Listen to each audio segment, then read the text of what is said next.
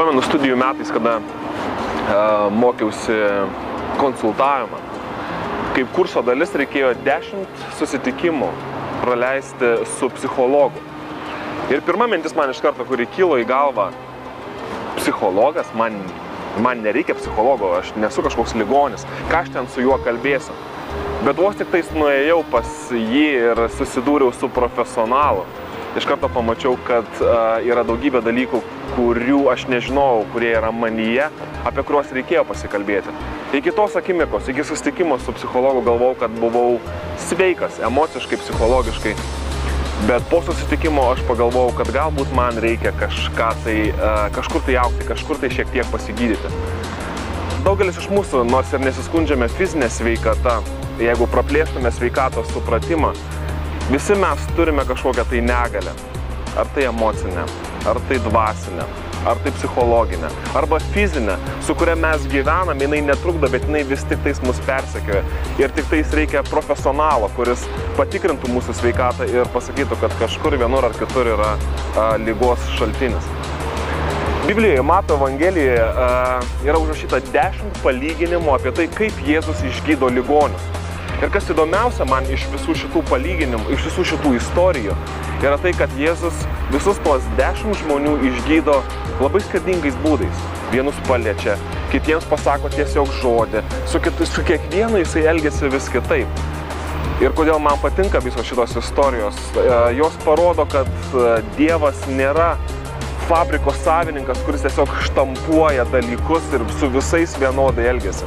Jisai prie kiekvieno žmogaus kaip kūrėjas prieina skirtingai, ieškodamas tam tikro ir geriausio būdo, kaip tą žmogų išgydyti. Tiek jo fizinės, tiek jo dvasinės ir emocinės negalės. Pirma istorija, kuri yra užrašyta Mato Evangelijos 8 skyriuje, yra Jėzaus susitikimas su raupsuotoju žmogumi. Mes dabar gyvenam tokioje visuomenėje, kur galima pragyventi visą savo gyvenimą ir nesutikti nei vieno žmogaus, nei sergančio raupsais. Bet tuo metu tai buvo gana įprastas reiškinys. Ir Biblijoje yra duodami gana konkretūs nurodymai susiję su šia liga. Ką reikia daryti žmogui, jeigu jisai pastebi, kad jo odoje pastebimos kažkokios anomalijos. Jis turėjo eiti pas kunigą, kunigas turėjo patikrinti, tada jį uždaryti į karantiną, paskui vėl turėjo jį patikrinti ir jeigu išaiškėdavo, kad iš tikrųjų žmogus užsikrėtė raupsais, jis būdavo atskiriamas nuo bendruomenės. Faktiškai jis būdavo apgyvendinamas raupsuotojų bendruomenėje, kuri neturėdavo jokio ryšio, jokio bendro gyvenimo su kita sveikųjų bendruomenė. Tas žmogus turėdavo vaikščioti su apiplyšusiais drabužiais. Jis turėdavo šaukti nešvarus, nešvarus. Jeigu jisai sutikdavo kitą žmogų, kuris būdavo sveikas, nesirgdavo raupsais, jisai negalėdavo prie jo prisertinti arčiau nei per keletą metrų. Jeigu vėjas pūsdavo nuo raupsuotojo, tai tas atstumas išaugdavo dar daugiau, iki 10 metrų. Kai kurie rabinai netgi sakydavo, kad jie nepirdavo kiaušinio, jeigu tą dieną per tą gatvę perėjo raupsuotasis žmogus. Kiti žmonės tiesiog mėtydavo akmenis raupsuotusius. Taigi ta liga, raupsai, nebuvo vien tik tais tiesiog sloga, kurią tu išsigydai ir toliau gyveni. Tai turėjo labai stiprų socialinį, negatyvų atspalvį.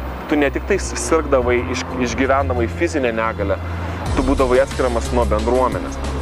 Dar labiau, tuo metu raupsai buvo laikomi kaip Dievo prakeikimas žmogui.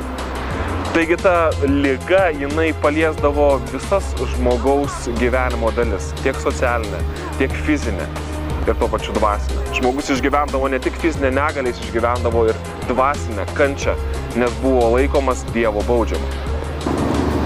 Mato Evangelijos 8 skyriaus 2 eilutėje yra užrašyta, kaip tas raupsuotasis prieina prie paties Jėzaus. Aš galiu netgi įsivaizduoti tą minę, kuris supo Jėzus, iš karto prasiskyrė. Nes raupsuotasis, jis iš esmės nepaiso visų tų taisyklių, kurios buvo nustatytos, kaip raupsuotieji turi elgtis švariųjų bendruomenėje. Jisai ateina prie Jėzaus ir taria: Viešpatie, jeigu tu panorėsi, tu gali mane padaryti švarų. Aš tame prašyme įžvelgiu nuolankumą. Dažnai, kada man kažko tai reikia, aš žinau, kad man to reikia ir man jeigu labai to reikia, aš reikalauju, nežinau, kad tai man reikalinga. Bet čia raupsuotasis ateina pas Jėzų, palikdamas save visiškai jo malonėje ir jo valioje. Ir Jėzus galėjo pasirinkti, galėjo pasakyti, traukis nuo manęs. Arba galėjo pasakyti, neturiu tau laiko, arba negaliu tau nieko padėti. Bet Jėzus sako, noriu, būk apvalytas. Ir kas įdomiausia yra tai, kad Jėzus ištiesia ranką ir paliečia raupsuotą jį. O kaip dėl tos baimės užsikrėsti? Tais laikais dar nežinojo visų tų dalykų. O kaip dėl tų taisyklių, kad raupsuotojų negalima apliesti? Nes jeigu tu palieti raupsuotojį pagal įstatymą, pagal Mozės įstatymą, tu pats tampi nešvarus. Bet Jėzus pasirenka tą žmogų paliesti, nes manau, kad tam žmogui ne vien tik reikėjo fizinio išgydymo, jis jau galbūt 10 metų buvo nepatyręs jokio žmogiško prisilietimo. Ir Jėzus išgydydamas šitą raupsuotą išgydo ne vien tik tais jo fizinę negalę, jisai jį paliečia, priima jį į bendruomenę. Ir paskui jisai pasako tam raupsuotojam nueiti į šventyklą, pas kunigus ir pasirodyti jiems, kad yra išgyjęs nuo tos ligos. Jėzus nurodo įstatymą, tokia buvo procedūra, kad jie turėdavo, jeigu žmogus išgyja nuo raupsų, jis turi ateiti į šventyklą ir jo apvalymas, jeigu taip galima pasakyti, susidėdavo iš 2 etapų. Pirmiausia, jisai būdavo atstatomas į bendruomenę, jisai tapdavo visaverčiu Izraelio bendruomenės nariu. Antras etapas būdavo tai, kad reikėdavo nusiprausti, reikėdavo pakeisti savo drabužius, nusiskusti plaukus ir pasitepti aliejumi. Yra simboliška, kad pirmas ligonis, kurį išgydo Jėzus, buvo raupsuotasis. Senajame testamente raupsai yra prilyginami nuodėmei. Nuodėmė yra maištas prieš Dievą. Ir žinote, nors mes nesergame raupsais, mes visi esame maištininkai. Anksčiau mes maištavome prieš tėvus, prieš mokytojus, prieš bet kokį autoritetą. Bet giliai širdyje mes visi esame maištininkai prieš Dievą. Mes maištavome bet kam, kas yra susijęs su Dievu. Nebent mes patys susigalvojame Dievą, kuris mums yra patogus ir malonus. Ir realiai mes jam pasakome taisyklės, kurias jisai paskui mums perduoda. Bet mes esame maištininkai prieš tą kūrėją, kuris mus sukūrė, kuris mus geriausiai pažįsta ir kuris nori ateiti su meile ir mums padėti, išgydyti mus iš to maišto ir suteikti mūsų gyvenimams pilnatvę. Ir mes visi esame iš dalies raupsuotieji, ne fizinė prasme. Manau, savo dvasioje mes sergame tais raupsais ir mums reikia išgydymo. Dėl tos ligos, kuri yra mūsų dvasioje, mes nebesugebame bendrauti su žmonėmis taip intimiai ir artimai, kad patirtume pilnatvę ir palaimą. Mes nebesugebame mylėti netgi tų, kurie yra arčiausiai mūsų. Mes išgyvename socialinę atskirtį. Ir ne tik tai socialinę, mes išgyvename ir dvasinę atskirtį nuo Dievo. Jėzus pasakė, ateikite pas mane, visi, kurie esate prislėgti ir pavargę, aš jūs atgaivinsiu. Visi mes buvome paliesti to maišto prieš Dievą. Ir visiems mums reikalingas Jėzaus išgydymas.